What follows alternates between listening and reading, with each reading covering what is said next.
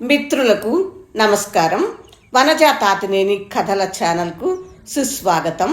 మీరు నా ఛానల్ సందర్శించి కథలు, కవిత్వం, లేఖలు, మ్యూజిక్స్, అనువాద కథలు, సామాజికమైన విషయాలు మున్నగినవి వింటున్నారు కదా. సాహితీ అభిమానులైన మీ అందరికీ హృదయపూర్వక ధన్యవాదాలు తెలుపుకుంటున్నాను. నా ఛానల్ని లైక్ చేయండి, షేర్ చేయండి, ఇంకా సబ్స్క్రైబ్ కూడా చేయండి. సాహితీ మిత్రులకు నమస్కారం. వనజ తాతినేని కథల ఛానల్కి స్వాగతం. విభిన్న కథల సమాహారం వనజ తాతినేని. ఈరోజు నేను వినిపించబోతున్న కథ రష్యన్ కథ. రచన మాక్సిమ్ గోర్కీ. దాంకా హృదయం. స్వేచ్ఛానువాదం పిఎస్ ప్రసాద్. కథ వినండి. దాంకా హృదయం. అనగనగా ఒకప్పుడు సంతోషము, సాహసం గల ప్రజలు కొందరు నివసించేవారు. వాళ్ళు ప్రశాంతంగాను స్నేహంతోనూ జీవించేవారు.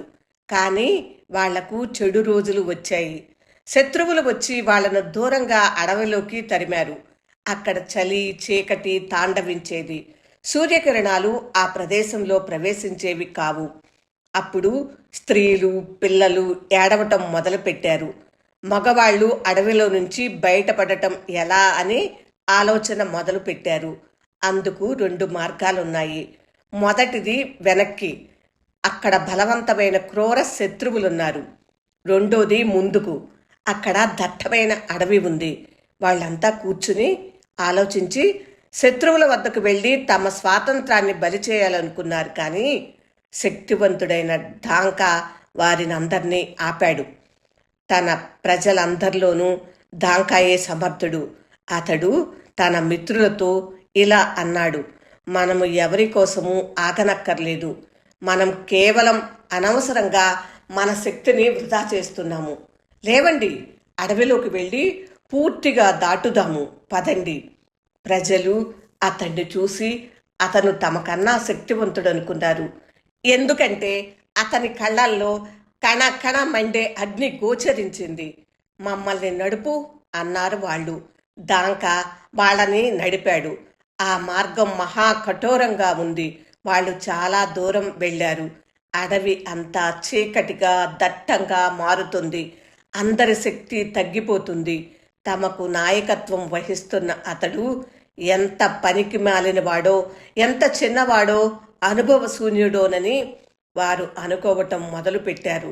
దాంకా మాత్రం ముందుకు నడుస్తూ సంతోషంగానూ ప్రశాంతంగానూ ఉన్నాడు. ఒకరోజు కఠోరమైన పిడుగుల తుఫాను మొదలైంది. చెట్లు శబ్దం చేయటం మొదలుపెట్టాయి. వాళ్ళు ఆగిపోయి దాంకాను తిట్టడం సాగించారు. నువ్వు మా ప్రజలకు అపాయకరమైన వాడివి అన్నారు.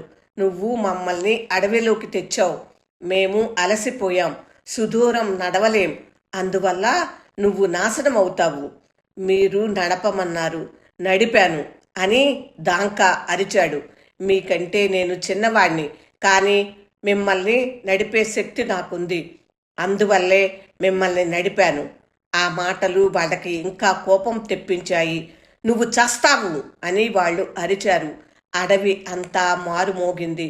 ఎవరినైతే రక్షించాలనుకున్నాడో వాళ్ళని చూసి మృగాల కింద జమకట్టాడు దాంకా. అతడు ప్రజలను ప్రేమించాడు. తాను లేకపోతే బహుశా వాళ్ళు నశిస్తారని అనుకున్నాడు. అతని హృదయం వాళ్ళని రక్షించాలనే కోరికతో దహించుకుపోయింది. ఈ ప్రజలకు నేనేమి చేయగలను అని గట్టిగా అరిచాడు. వెంటనే చేతులతో తన రొమ్మును చీల్చాడు. రొమ్ములోంచి తన హృదయాన్ని బయటకు లాగి శిరస్సు పైన ఉంచాడు. అది సూర్యునిలా ప్రకాశవంతంగా వెలిగింది. అతనికి ప్రజలపై గల ప్రేమలాగానే వెలిగింది. ముందున్న అడవి అంతా ప్రశాంతమైంది. పదండి అని అరిచి దాంకా వాళ్ళ ముందుకు దూసుకు వెళ్ళాడు. తన హృదయాన్ని ఎత్తి పెట్టుకుని ప్రజల కోసం మార్గాన్ని ప్రకాశవంతం చేశాడు. అప్పుడు అందరూ అతన్ని గబగబా ఉత్సాహంగా అనుసరించారు. దాంకా అందరికంటే ముందున్నాడు. అతని హృదయం అంతటినీ వెలిగించింది. అడవి వెనక్కి వెళ్ళిపోయింది. ముందర నది ప్రవహిస్తుంది. అస్తమయ కిరణాలలో నదీ జలాలు దాంకా హృదయం నుంచి ప్రవహిస్తున్న రక్తంలాగే ఎర్రగా ఉన్నాయి. సుందరుడైన ధాంకా గర్వంతో చిరునవ్వును ప్రసరించాడు స్వతంత్ర భూమిపై. తర్వాత కిందపడి కీర్తిశేషుడయ్యాడు. ధాంకా హృదయం రష్యన్ కథ విన్నారు కదా ఫ్రెండ్స్. రచన మాక్సిమ్ గోర్కీ, స్వేచ్ఛానువాదం పిఎస్ ప్రసాద్. ఈ కథ మీకు నచ్చిందా ఫ్రెండ్స్? నచ్చినట్లయితే లైక్ చేయండి, షేర్ చేయండి. ఇంకా నా ఛానల్ సబ్స్క్రైబ్ చేయనట్లయితే సబ్స్క్రైబ్ చేయండి. మళ్ళీ ఇలాంటి కథలనే పరిచయం చేస్తూ ఉంటాను. విభిన్న కథల సమాహారం వనజా తాతినేని. ఛానల్ని సందర్శిస్తూనే ఉండండి, వింటూనే ఉండండి. నమస్తే, వనజా తాతినేని.